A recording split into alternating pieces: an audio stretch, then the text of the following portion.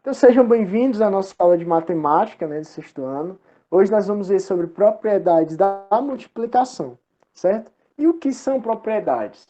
Propriedades são algumas técnicas, certo, da multiplicação que nós vamos ver, ou vou ensinar e vocês vão aprender, que vão facilitar o nosso cálculo matemático, né, que vão simplificar o passo a passo dos nossos cálculos matemáticos. Então vamos lá.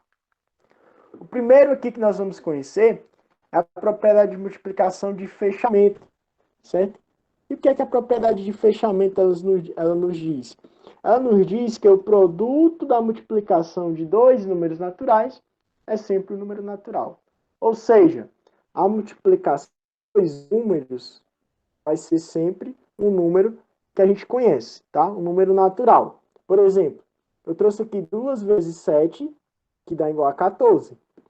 O 2, que é um dos meus fatores, e o 7, que é meu outro fator, certo? São números que a gente conhece. Eles são números naturais. E o resultado 14, ele também é um número natural. É um número que a gente conhece. Os números naturais, representados pela letra N, são os números que começam do zero, aí vem 1, 2, 3, aquela sequência que a gente conhece, tá? Tem fim os números naturais? Não. Os números naturais ele vai até o infinito, tá? Então, todos os números que tiver do zero até o infinito é considerado um número natural. Outro exemplo aqui, ó. 3 vezes 5 igual a 15, tá?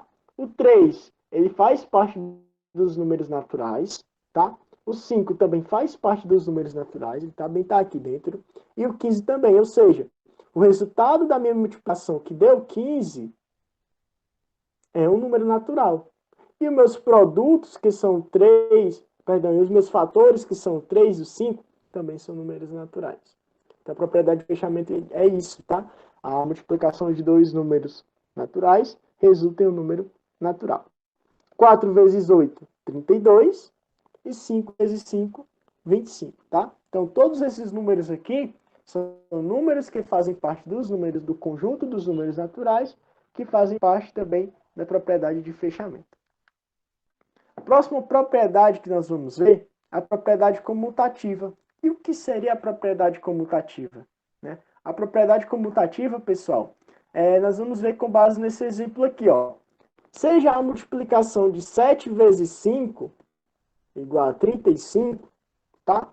E se a gente trocar a ordem dos fatores, quem são os fatores na nossa multiplicação? O 7 e o 5.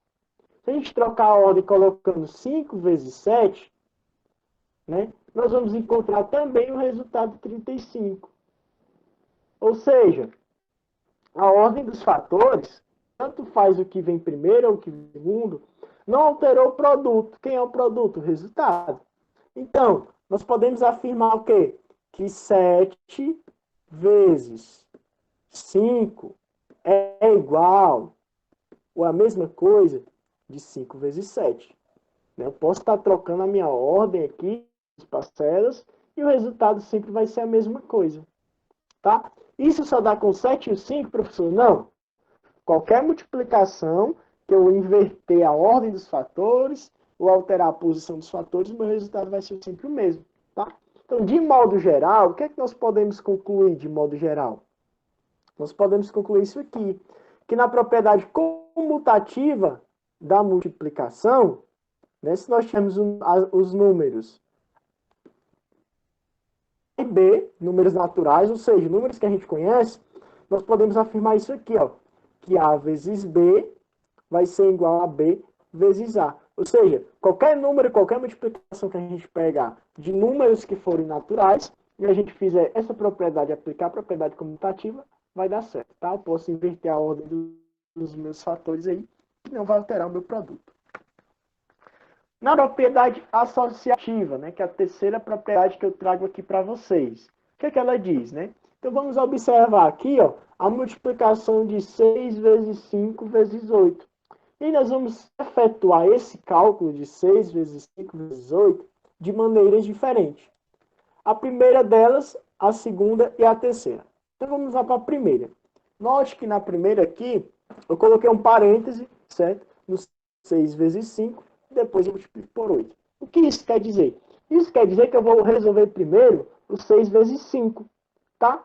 Que o 6 vezes 5 dá igual a 30. E aí, como eu não multipliquei o 8 ainda, eu repito o 8 aqui, tá? E quando eu faço 30 vezes 8, eu vou encontrar aí 240. Então, observe o quê? Que nessa minha primeira situação, eu resolvi primeiro o quê? Os meus dois primeiros fatores. 6 vezes 5. Na minha segunda situação, eu vou começar resolvendo pelo 5 vezes 8, tá? Então, vamos ver quanto é que vai dar aqui. Repetindo 6, né? 6 vezes. Aí a gente vai encontrar o resultado de 5 vezes 8, que dá igual a 40. Então, repetindo. 6 vezes 40, o resultado vai ser igual a 240. Então, perceba que, na minha primeira situação, eu comecei multiplicando pelo 6 vezes 5. Na minha segunda situação, eu comecei pelo 5 vezes 8. O resultado final mudou? O resultado final alterou? Não, né? O resultado final foi o mesmo. E ainda assim, trago para vocês a terceira situação, na qual eu vou multiplicar o primeiro, que é o número 6, pelo 8, que seria o último número, né? E 6 vezes 8 dá igual a 48. Quando eu faço 48 vezes 5, eu vou encontrar 240. Tá? Então, eu fiz de 3 maneiras diferentes a resolução da minha equação 6 vezes 5 vezes 8. E aí, com base nisso aqui, nós, quando formos pegar uma multiplicação de 2 ou 3 ou mais parcelas, tá? Eu posso fazer a multiplicação de maneira mais simples, mais fácil, tá? E o que é que nós podemos concluir, né? Observe que os resultados no slide anterior sempre foi o mesmo, independente de como resolvemos. Se a gente resolveu da primeira situação, na segunda situação ou na terceira situação, certo? E aí a gente pode concluir que em uma multiplicação com 3 ou mais fatores, a maneira como a gente resolve a multiplicação não vai alterar o produto nunca, tá? Então a gente pode embaralhar os fatores. Ah, vou resolver primeiro pelo segundo. Ah, vou resolver primeiro pelo terceiro. E aí não vai mudar o resultado, tá bom? Então, na multiplicação, a gente pode ter, né, essa peculiaridade, né, de associar os fatores de diversas maneiras. E aí a gente pode concluir que, né, isso implica dizer que, se eu tiver A, B e C números naturais, certo? Ou seja, se nessa minha expressão aqui, A vezes B vezes C, eu colocar qualquer número natural, eu posso fazer o quê? Eu posso fazer A vezes B, depois multiplicar pelo C, certo? Ou seja, multiplicar os dois primeiros e depois multiplicar pelo terceiro. Ou eu posso fazer A vezes o B vezes o C, ou seja, pegar os dois últimos e multiplicar pelo A, certo? Ou ainda posso pegar o primeiro e o terceiro, ó, A vezes C, e no final multiplicar pelo segundo, que é o B, tá? Então, a propriedade associativa ela nos permite isso, né? Que nós associarmos os nossos fatores, né, de diversas maneiras e não vai alterar o meu resultado, sempre vai ser a mesma coisa.